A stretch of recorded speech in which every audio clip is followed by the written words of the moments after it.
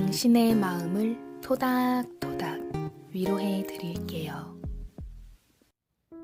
오늘 제가 가지고 온 책은 어떻게 살아야 할지 막막한 너에게 입니다. 지은이 우쥔, 출판사 5월 9일. 이 책의 원제는 태도예요. 타이도. 중국 분이 쓰신 책이고요. 미국에서 활동하시는 분이십니다. 내용을 들어보시면 아시겠지만 구글에서 오랫동안 근무하셨고요. 딸 둘에게 쓴 편지들을 모아서 책을 내셨습니다.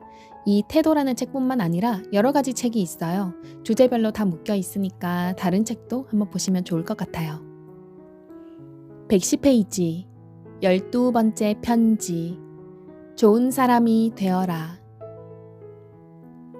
선량한 마음을 갖고 매사에 감사할 줄 아는 사람은 삶이 아무리 고달파도 누구보다 행복하단다.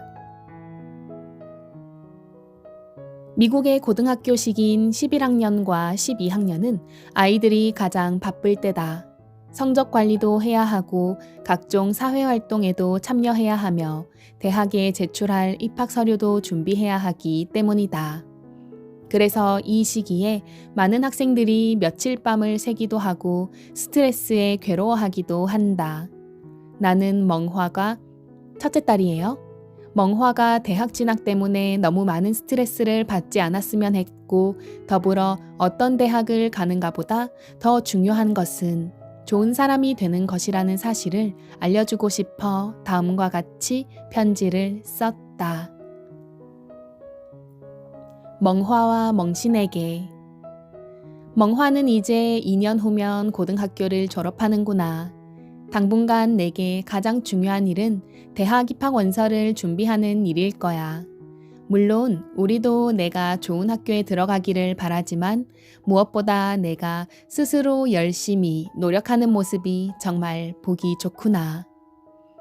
어떤 부모들은 아이가 인류대학에 진학하는 것을 궁극적인 목표로 삼고 있는데 이것은 인생을 멀리 보지 못하는 태도란다. 아이의 인생에는 좋은 대학에 가는 것보다 중요한 일이 많기 때문이야. 오늘 아빠가 너희와 이야기하고 싶은 것도 바로 이 중요한 일에 관한 거야. 멍씨는 아직 어리지만 언니에게 하는 이야기를 너도 잘 새겨 듣기를 바란다. 몇 년 전 구글 창립 초기에 함께 일했던 직원들과 둘러앉아 구글이 어떻게 성공할 수 있었고 어떻게 우리가 그 좋은 시기에 구글에서 일할 수 있었는지에 관해 이야기를 나눴어. 구글이 성공할 수 있었던 이유는 여러 가지지만 그중 가장 근본적인 이유는 절대 편법을 쓰지 않았다는 거야. 사실 영리를 목적으로 하는 기업에서 편법을 쓰지 않는다는 것은 정말 어려운 일이란다. 구글이 절대 편법을 쓰지 않는다고 하면 일부에서는 믿지 않을 거야. 사실 그런 사람들은 내면이 어둠으로 가득 차 있기 때문에 세상에 있는 밝은 빛을 믿지 못한단다. 2007년 구글에서 OHA 개방형 휴대폰 동맹을 제창했을 때 전 세계적으로 여러 반도체 기업과 휴대폰 기업 그리고 이동통신사에서 이에 기꺼이 참여했단다. 그동안 편법을 쓰지 않고 성실히 기업을 운영한 덕분이었지. 또 우리가 구글에서 일할 수 있었던 이유는 물론 구글에서 원하는 업무 능력을 갖추었기 때문이기도 하지만 더 중요한 건 우리가 그들이 추구하는 가치관에 공감하고 동료들과 협력하며 회사에서 맡은 일에 대해 책임을 다했기 때문이란다. 구글은 창립 초기에 회사의 모든 내부 정보를 직원들과 공유하는 동시에 기밀 유지를 요구했어. 직원들이 1000명 가까이 늘었을 때에도 내부적으로 공개된 정보가 외부에 새어나가는 일은 없었어. 이것은 회사에서 기밀 누설을 강력히 규제했기 때문이 아니라 모든 직원들이 자발적으로 기밀 유지에 대한 책임을 다했기 때문이야.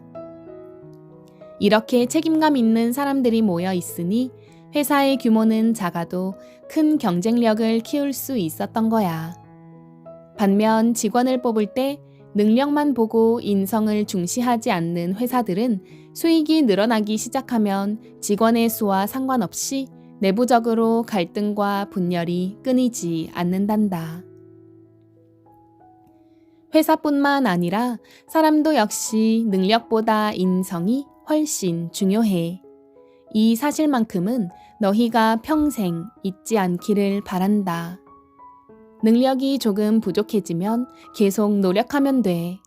하지만 인성이 부족한 사람은 한 번 잘못된 길로 들어서면 평생 돌이킬 수 없게 된단다.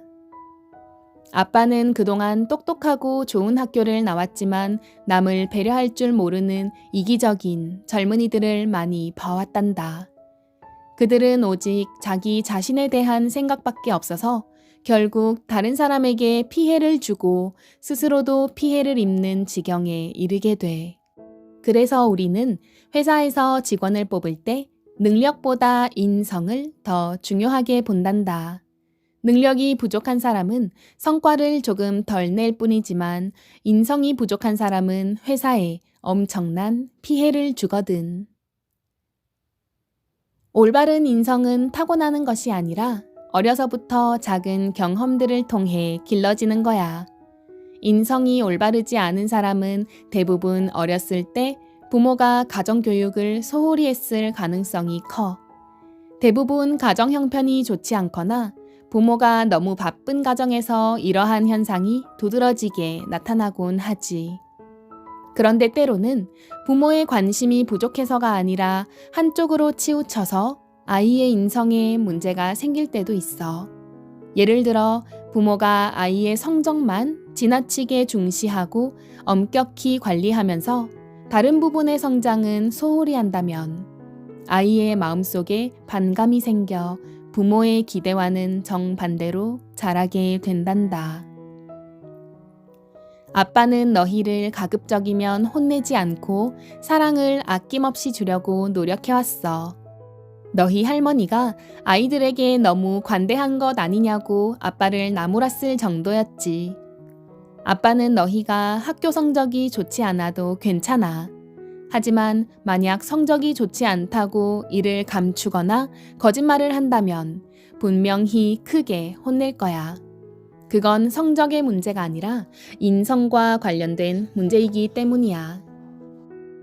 It's nice to be great, yet it's great to be nice. 성공하는 것도 좋지만 좋은 사람이 되는 것이 더 중요하다. 아빠는 이 말을 참 좋아한단다. 만약 성공과 선량함 중에 선택해야 한다면 아빠는 기꺼이 선량함을 선택할 거야. 많은 사람들이 성공을 해야 행복해질 수 있을 거라 생각하지만 사실 성공이 행복을 보장하는 것은 아니야. 세상에는 큰 성공을 거두고도 불행하게 사는 사람들이 많거든. 그러나 선량한 마음을 갖고 매사에 감사할 줄 아는 사람은 삶이 아무리 고달파도 누구보다 행복하단다. 구글에서 함께 일했던 직원들과 자녀를 어떻게 교육하면 좋을지에 대해 여러 번 이야기를 나눈 적이 있어. 대부분이 교양 있고 선량하며 세상을 사랑할 줄 아는 마음을 가진 아이로 키워야 한다는데 의견을 모았어. 자신감과 선량한 마음을 잃지 않는 사람에게는 언제든 좋은 기회가 찾아올 테니 성공에 관해서도 크게 걱정할 필요가 없다는 이야기도 나눴지. 그러니 아빠와 엄마는 너희가 앞으로 어떤 대학에 진학하고 어떤 일을 통해 성공을 하든 선량한 마음을 잃지 않는다면 그것만으로도 크게 기뻐할 거란다. 특히 멍화에게 하고 싶은 말은 앞으로 2년 동안 내가 최선을 다해 준비하기만 한다면 어떤 결과든 우리는 기꺼이 받아들일 준비가 되어 있다는 거야. 어딜 가든 우리는 변함없이 너를 사랑할 거란다. 너는 아빠, 엄마의 사랑하는 딸이니까.